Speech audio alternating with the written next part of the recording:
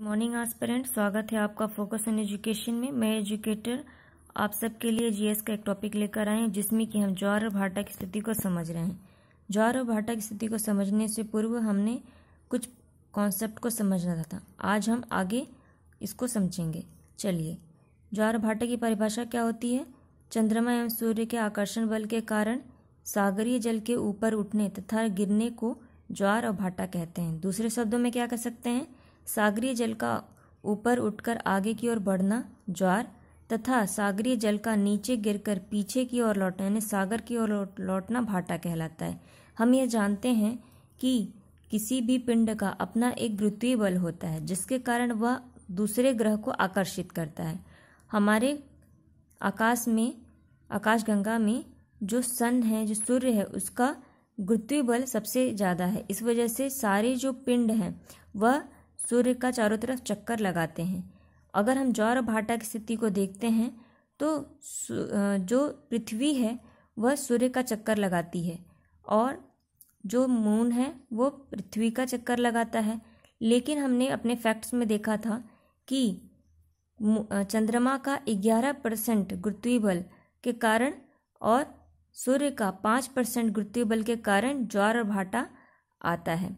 ठीक है, ज्वार क्या है? और हम ये जानते हैं कि पृथ्वी जो है वो 71% भाग पे क्या जल फैला हुआ है।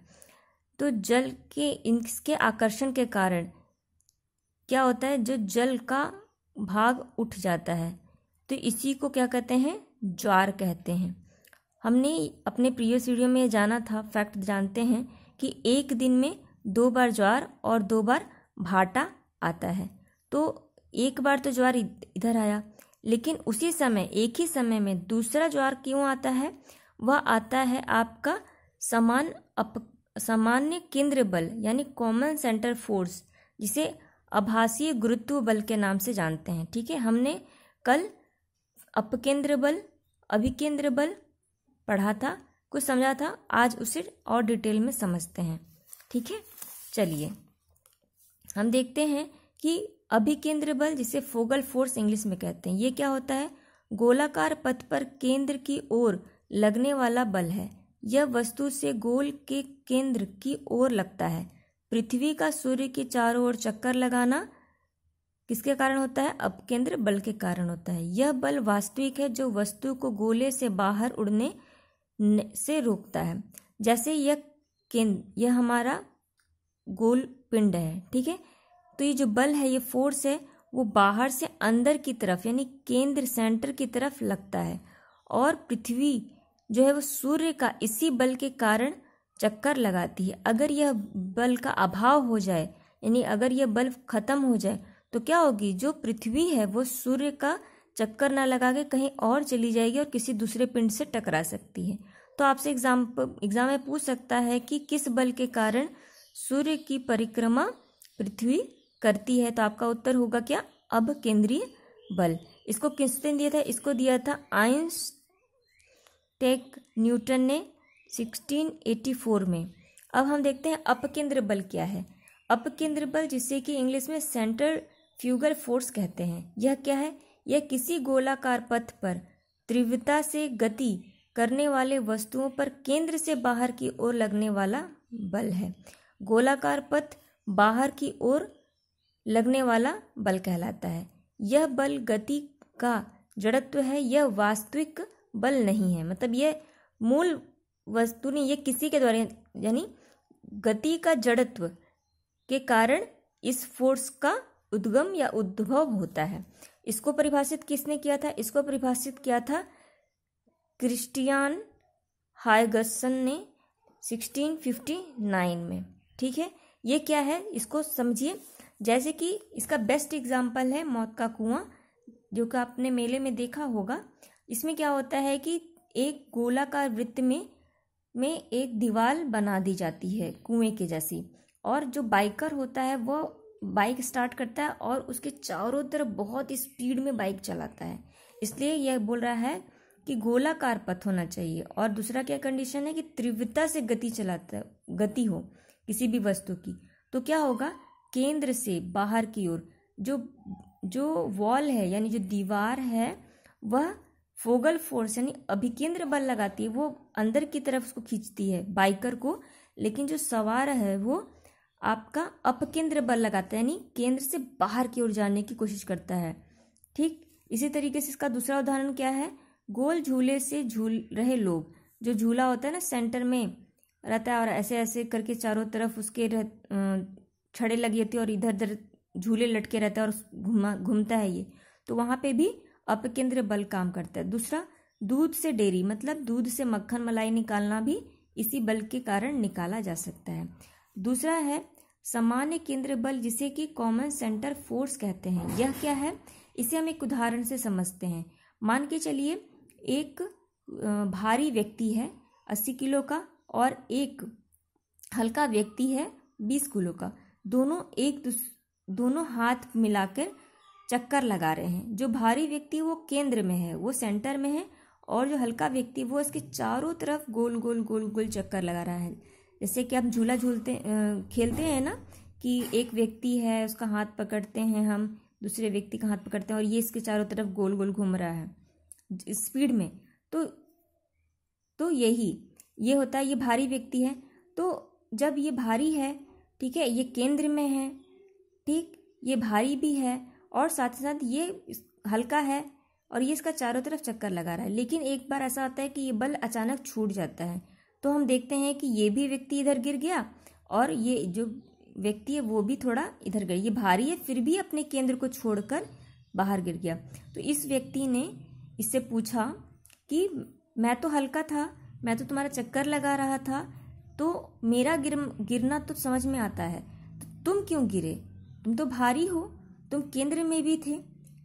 तो इसने उत्तर दिया कि हम दोनों के बीच में एक सामान्य केंद्र बल काम कर रहा था, जिसकी वजह से मैं भारी होने की वजह से और साथ ही साथ मेरा जो केंद्र है, मैं केंद्र में होने की वजह से भी गिर गया। उसी तरीके से सेम जो है ये वर्क करता है। पृथ्वी भारी है, ठीक है, और मून हल्का है, वो चारों तरफ उसके चक्कर लगा रहा है, लेकिन ये केंद्र में होने के बावजूद भी सामान्य केंद्र बल स्थित है कहाँ पे? केंद्र में ना होकर के ये बल कहाँ होता है? यह बल मध्य में होता है, यानी मेंटल में। यानी पृथ्वी को हम क्रस्ट, मेंटल और कोर में डिवाइड करते हैं, तो ये बल जो है वो कहाँ स्थित होता है? यह बल मेंटल में स्थित होता है। तो इस बल के कारण भी क्या होता है? आपका ज्वार और भाटा की स्थिति बनती है। अब हम इसे और ग्राफ में समझने की कोशिश करते हैं कि जो हमारा जो पृथ्वी है और ये हमारा क्या हो गया? ये मून हो गया, ठीक है। ये इसके चारों तरफ क्या कर रहा है? चक्कर लगा रहा है। ये अपने कुछ एक एक्सिस पे घुमा है, कितना? 23.5 डिग्री अपने अक्ष पे, एक्सिस पे झुका हुआ है, यानी अक्ष पे क्या किया है? ये झुका हुआ है। उसी तरीके से चंद्रमा भी अपने अक्ष पे झुका हुआ है कुछ, ठीक है। अगर हम इसके केंद्र से एक लाइन को, एक काल्पनिक लाइन को जोड़ते हैं और इन दोनों का अगर हम अंतर निकालते हैं इसके अक्ष से, तो वो अंतर हमें कितने का मिलेगा? वो अंतर मिलेगा हमें 5 डिग्री का, ठीक है। अगर हम ज्वार की स्थिति में देखते हैं, मान के चलिए ज्वार इस स्थिति में आया, ठीक है, पानी जो है वो ऊपर उठ गया, तो ये बिंदु जो है वो ए है। तो क्या इसी समय ज्वार वापस से आएगा इसी जगह पे? नहीं। क्यों? इसमें अंतर होता है ज्वार में। हमने पढ़ा था ना, क्या होता है कि दैनिक अंतर कितना है? 24 घंटे और 52 मिनट का अंतर होता है।